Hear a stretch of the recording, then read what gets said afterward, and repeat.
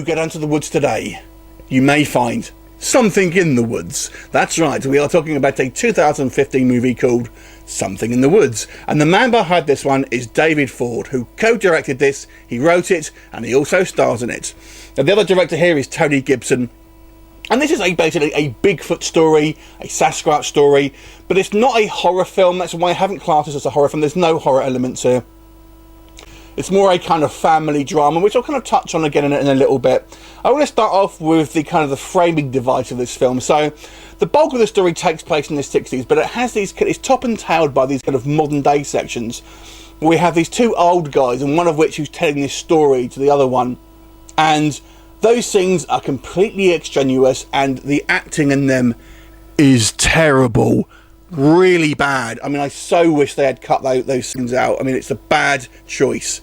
The weird thing as well is that it starts off with this kind of like this modern day section, then it goes into a flashback and we see our main characters, and they have a flashback, and then that's your kind of your main story. Again, a strange choice, didn't like it. Now, how I would describe the look of this film is this. If you ever watch these dramatizations of these kind of like, these kind of, here's a real thing about this documentary about these real monsters, and you have these TV shows that basically investigate reports of various kind of like monsters, Loch Ness monster, stuff like that, and within that kind of program they have these kind of like dramatizations that basically are meant to kind of demonstrate these real events. This is what this film is like. It's like a feature-length version of one of them. It feels like a feature-length version of one of these dramatizations from a crappy cable monster show, basically. So it has that kind of weird feel to it. Now, I've mentioned the acting of the two old guys at the beginning, but I'll be honest with you, the acting as a whole here is not very good. There are a couple of scenes where I feel that the acting did feel quite earnest, but I would say 90% of the acting here is not fantastic. But I did like the characters. Now, I would say the characters, the way they're written, they do seem like very kind of real people, salt of the earth people, and I liked the way the characters were portrayed, but the line delivery wasn't particularly good. There's a couple of instances where it's okay, but the other thing I don't think helps is that it sounds like the audio has been ADR'd, because it sounds very unnatural sometimes and almost too clear when there's kind of like stuff going on in the background. So I think the choice of audio here doesn't help this kind of feeling of crappy acting. So this is a kind of a very slow film. Like I said, it's more like a dramatization, so you don't really feel like a progression in the story. It's more of just a kind of series of events without a lot of payoff. It's kind of, it's interesting, but I wouldn't say it's an enthralling film. It's kind of just, you're just watching this kind of, oh yeah, I'll try this. Oh well, that didn't work, I'll kind of try this. Things like that, and people just go, I've got a great idea. Let's sit around and drink beer and hope it turns up. That's pretty much the extent of the plot in this film.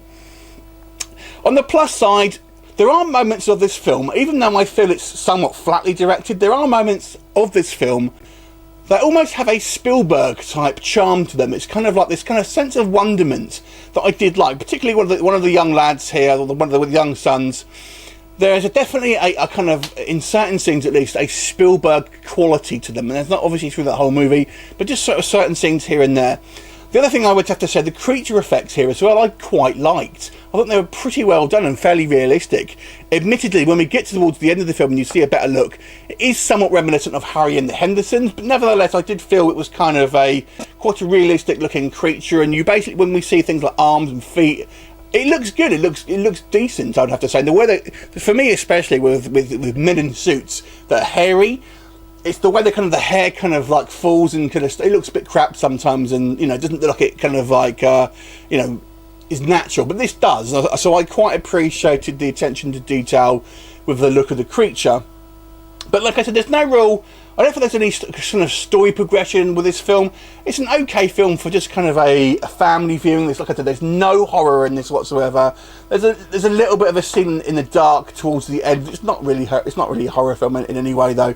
Overall though, to be fair, it has some ups and downs of this film. I'm going to kind of give this a middle of the road 5 out of 10. Have you seen it? What did you think of it? Leave me a comment, and I'll look forward to seeing you next time. Bye for now.